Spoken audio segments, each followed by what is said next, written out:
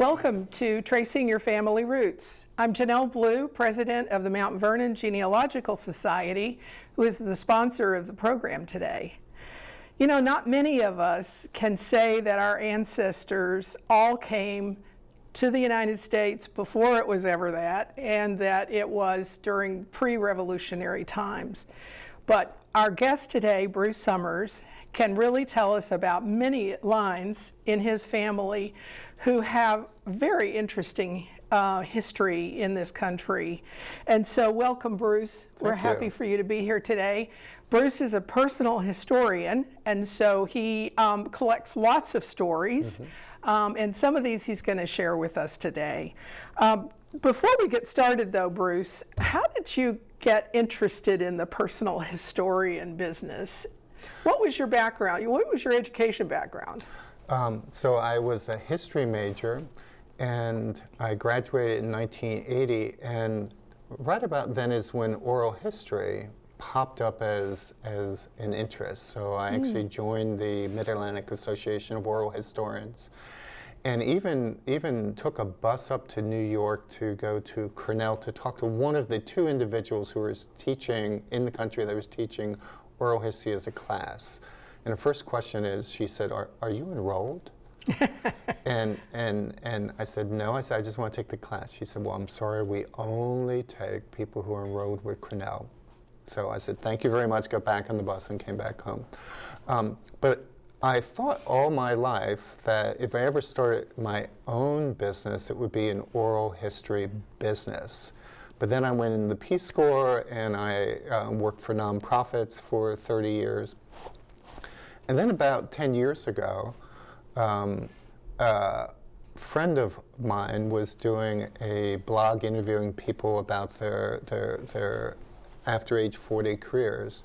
And he interviewed a woman who had written a book on how to start a personal history business. And I thought, I need this book. I got the book, I started working on, read through it, cover to cover, started working on a business plan, and then started talking to people about this, and had a good friend whose father was 102 and his mother was, her mother was 94, and she said, I think it's time for them to be interviewed.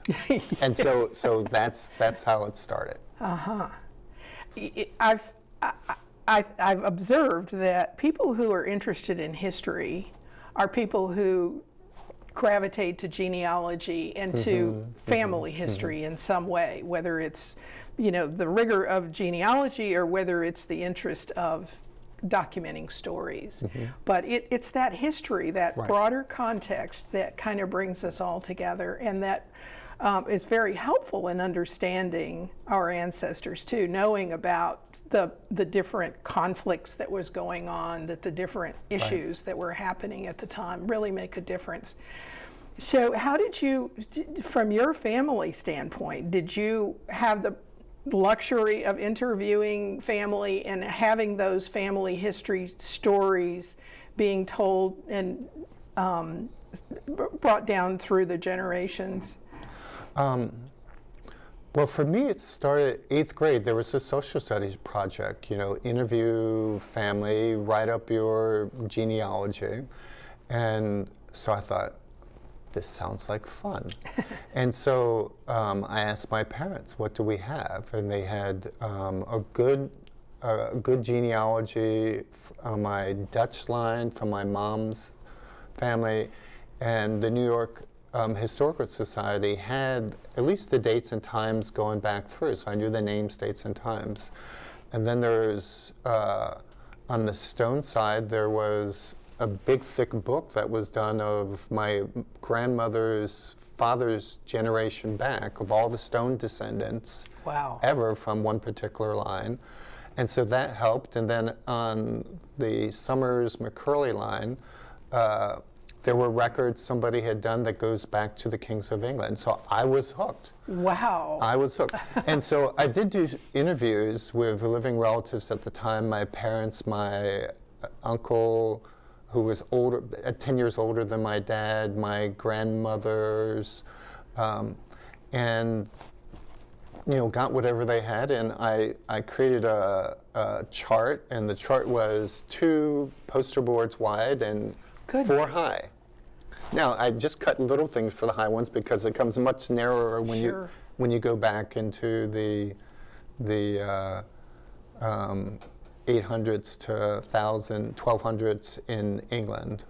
Oh my gosh. But I still had them there. And I thought, well, this is cool, Well, sometimes those are hard to, to corroborate, but it sounds like in your case, because your ancestors came so early, if you can tie the current generations to those people, then there's probably good information that goes back. And so, there's this story about how we are probably all somehow related to royalty in England in some way, but it would be most of the time it's pretty difficult to ever tie it back. So with that then, let's just start into your maternal side, which I think in our discussions, it sounds like you've got some really interesting history there, starting with the immigrants who came through the Dutch side. Right. So my middle name is Wienand, and that was passed down through the family. The Van Zandts, the Van Zandts, which is the official family name, came over in about 1650, and they settled in Port Orange, New York, which became Albany. At that point, it was probably fur trading and supplying people who lived around there, but it was also a fort because it wasn't necessarily secure from Indians or from French. It's not too far from the French border. After settling in Port Orange, the family eventually came to New York, and there was 3 generations of Wienand or Wienand Van Zandt. And they were all successful merchants in New York. In Manhattan? Or Long Island? Manhattan, and it would have been Long Island. So it was Kings County, Queens County, which I think are Queens, and Kings County is Brooklyn. So some of them lived on Wall Street. Wow. So right on Manhattan, and some of them lived, as I said, right across the river. Have you been able to find those locations? Well, the Wall Street ones, I've seen maps, but I haven't tried walking to where that house would have been in. It's probably a skyscraper now. Yeah. But on Long Island, the third one at Van Zandt, he retired. He had some health things, but he retired and bought a farm on Little Neck, Long Island, and later built a big house. But he also bought a 18th century farmhouse to start with when they first moved there. So my wife and I, my son was living in Queens, and my wife and I were having coffee and pastries at an old German bakery. And we read something that said Walks of Queens, and it had Van Zandts. Like we opened it, and it said Van Zandt, Wienand Van Zandt founded a church here and lived there, and it's right on the walk. And so she and I drove over there, and we walked around, and one day my son and I met the man who had just bought the 18th century farmhouse and was restoring, and it was right on the river, right on the bay. Oh my and gosh. Little Neck was known for Little Neck clams. And they also, he then built a big house because he had a big family, and he had lots and lots of business acquaintances who he knew from New York. So the big house is now a yacht club, and they have tennis courts, and on the tennis courts, evidently John McEnroe learned to play tennis on those tennis courts. So I've seen both these properties from him, plus I took a tour of the church that he founded, and he founded it because it was 10 miles to get to an Episcopal church, and so he wanted one closer, so he donated the land and helped with the fundraising and founded this church. Was it Dutch Reform? No, it was Episcopal. He had I think a mother-in-law or a grandmother who was British? Or? no, who was married to an Episcopal bishop. Okay. So, and do they have, are there records, are any of those church registers available? well, on the wall, it talks about him being the founder, and at the church, there's records. He was actually buried, he and about 8 of his wife and about 8 other relatives all buried in the crypt. They're the only ones buried in the crypt of the church. Wow. So it's pretty clear. He gets it's written everywhere that he was donated the land and was the founder of the church. My goodness. But he also has an interesting story. He would have been about 10 when the British attacked New York and then occupied it for like 10 years. So I'm pretty sure that his father, who was a successful merchant, his mom and he all left New York. And where they went for that 10 years is a mystery. But after the Revolution, the family moves back to Wall Street and the nice house and things they had right in Manhattan. And the father, again, is a successful merchant, and he becomes an alderman in New York, which is the city council. And he was the alderman for I think the first district, which was the Wall Street area. Mm-hmm. So I figure he wasn't a loyalist, or they wouldn't have let him back. For many of the loyalists, they either left or their property was confiscated after the Revolution. And then the son, Wynant Van Zandt III, the one I was talking about, whose houses I visited, he also becomes an alderman, is a successful merchant, and he was the chairman of the building committee that planned and built New York City Hall, the one that's still there now. And this is all in the early 1800s before he retired to Little Neck. My goodness, that's rich history. Now, you know this because there are books written about that, right? Well, I know it because I've been to New York Public Library and I've pulled the Van Zandt files. So I have that, and then I've read the Historic Society records in Little Neck. But what I really need to do, there's, I think, about 9 inches of personal and business records from Wynant Van Zandt III in the New York Public Library. So sometime, I actually need to go because, again, there's a lot of famous New Yorkers or personages that he would have worked with business-wide, and I'd like to learn more about what was it like to be a merchant trading with maybe the West Indies, but also the East Indies at that time. Yeah.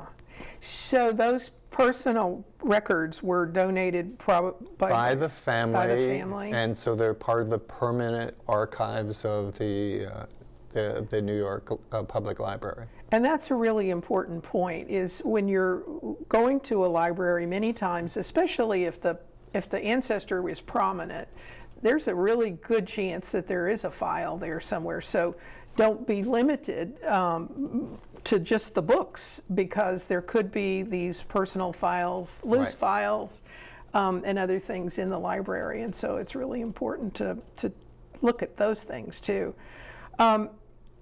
You wonder about how many records, like vital records, are available from the pre-Revolutionary War era. And I suppose you have to really rely on church records, I suppose, for a birth. I mean, they weren't probably keeping civil records then. And there probably weren't, if there were census, that would be unusual probably to still be able to have access to that. So having the personal files, having the books that were written and so forth, and hopefully those books are cited, that they have good reference information so that you can rely on it. Well, that was just one of your ancestors, and you said that they eventually moved to New Jersey, you think?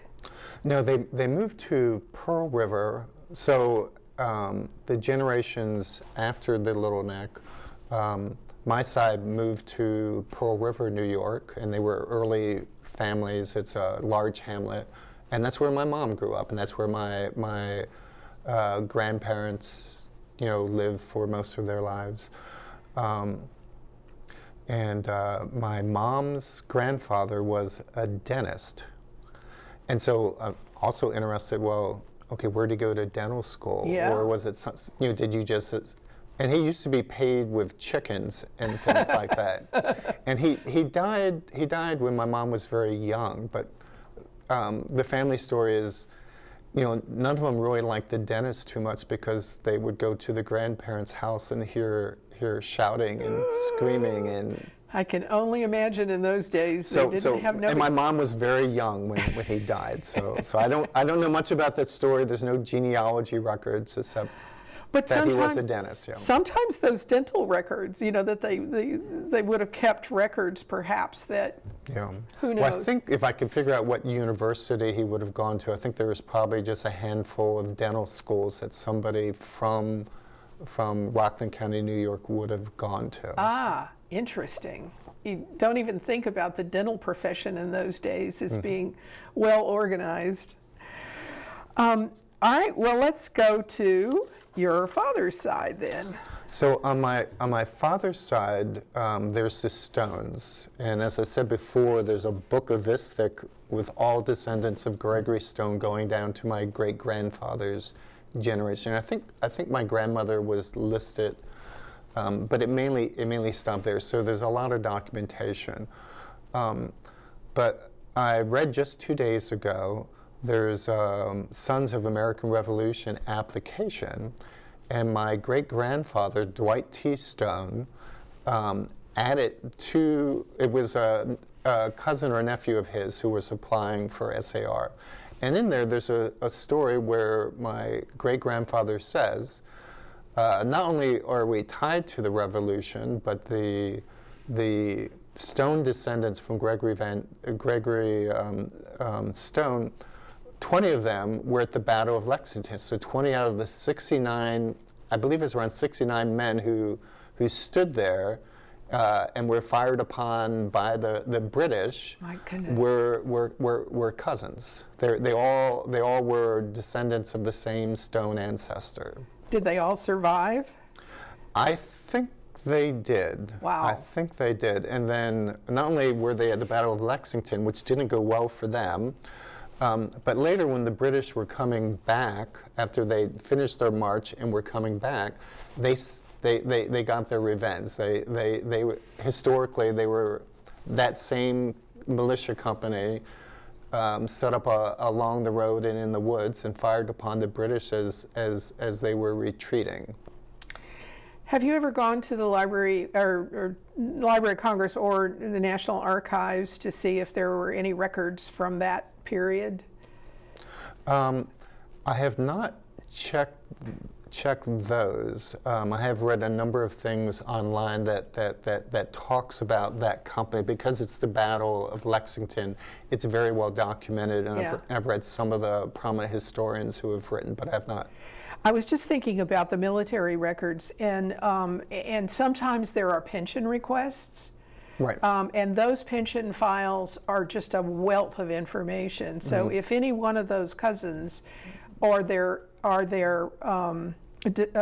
surviving relatives requested a pension, that file may or may not be there. But if it is, boy, it could really be interesting.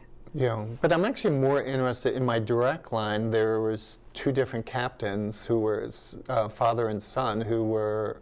One was a captain during the Revolutionary War. The other one was a younger soldier, but later became a captain. And I've seen records documenting their pensions and things.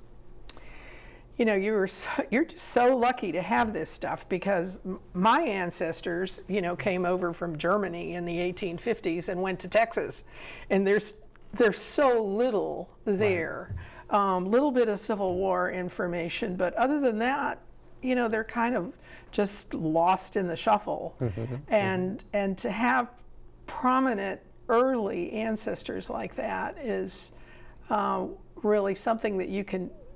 It gives you such a great start. Right. And so, are there any other sort of stories about your ancestors that Well, they came into Massachusetts? they came into Massachusetts and were there for probably 6, 8 generations. And then I think they were in the mill industry. And they moved to New York for half a generation. And I think we're involved milling there. And then they moved to, and with some of the founding families in Flint, Michigan. Oh. And my I think Dwight T's father, Orrin, was a postmaster nearby. Later founded a very successful woolen mill.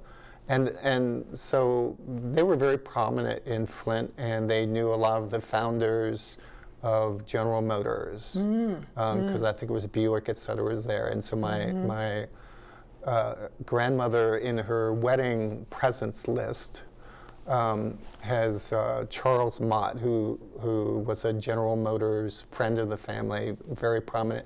And later he founded the Charles Mott Foundation, which is one of the large old foundations in the country.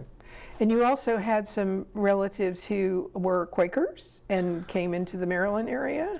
Well, they came in, so there's a lot of Quakers. On one side, there's a Quaker, his name is Dr. Thomas Wynn, and he was the doctor to William Penn. So there is information about him when I check Philadelphia records, et cetera. But there's also relatives who came in through Jamestown. So I have several who were there in the 1620s. John Chew arrived in 1622. He had been connected, I think, with the business part of the founding of Jamestown. So fortunately, rather than the settlers. Yes, and he brought a group of settlers in, and his wife eventually. But there's a couple stories about him. There's one sort of maybe that he might have come in the early expeditions that were providing supplies in 1607 or successively. It seemed like he was as involved with the business end. And then... but he must have been able to leave, I mean... He wasn't a settler then. He was part of the shipping, et cetera, bringing stuff, taking it back. Right. But that's still slightly a mystery. But after he settled, he lived on Hog Island, and he became, in 1622 or 3, and for the next several years, a Burgess of the House of Burgesses for Hog Island. Now, I was always very intrigued, what is Hog Island? I haven't ever been there, but I assume it's where they grew pigs. And they grew it on an island because it was much harder for the Native Americans to raid and carry off pigs in canoes than it was to just herd them off into the woods. Yeah. So he came, and then there was a William Ayres, and later on William Ayres and his daughter, they became Quakers, and the Quakers were somewhat persecuted at a certain point in the Jamestown area. They were saying, you had to be Episcopal, you had to go to church every Sunday, if you didn't, you were fined. And so eventually they just decided, well, we'll move up to the northern end of the colony, get away from Jamestown, and they moved to somewhere close to Anne Arundel. But this is about the same time Lord Baltimore was getting his land grant. So they actually, that little enclave of settlers from Virginia had a short, maybe 30-minute battle with the people from Lord Baltimore's sort of group. And William Ayres was the only person who died in that battle. And they were battling for what? It was sort of over. They had already settled, so it was sort of ownership of the land because they were there before Maryland was chartered. Now, did you say that they had a land grant on Hog Island? He had a land grant. It may have been on Hog Island, or it may have been elsewhere. But he was the Burgess from Hog Island, so I imagine I imagine that because he brought a group of people to settle, I imagine he had a grant, yeah. That would be interesting to do some research on how land grants were given and, you know, how did you qualify? If he was Burgess, I'm sure it was probably pretty easy to qualify. But, but land grants, that whole history of the United States and how land grants got done in the different states is quite interesting. Right. And here again, it's very useful if you're doing research on the family. Now, there was one other Quaker, the Randall family. Now, the Randall family also were persecuted, and they moved to west of Baltimore, and they founded the town of Randallstown. Wow. So I don't know much more. I've driven the Randallstown. I've seen a picture in the Maryland Historical Society of the McCurley line that was married with them. I've seen the inn they had that was like one day's walk from Baltimore, but I couldn't really find. You know, I keep thinking, well, they should have my family history perfectly documented in the online on the town's website, but they do not. Some of those smaller towns do have good histories, and and they put them online sometimes. Sometimes you've got to go to the local museum there to get it, but often that's very useful to have.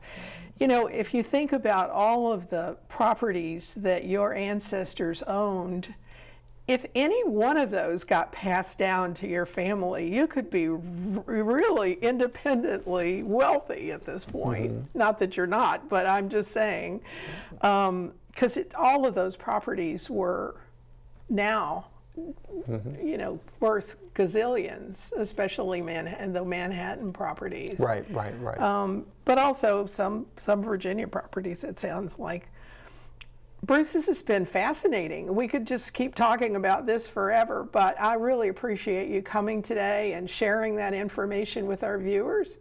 And if anyone wants to know more about Bruce's personal historian practice, they can go to, is it BW I think Summers? it's BW Summers at WordPress.com. At WordPress.com. Again, thank you all.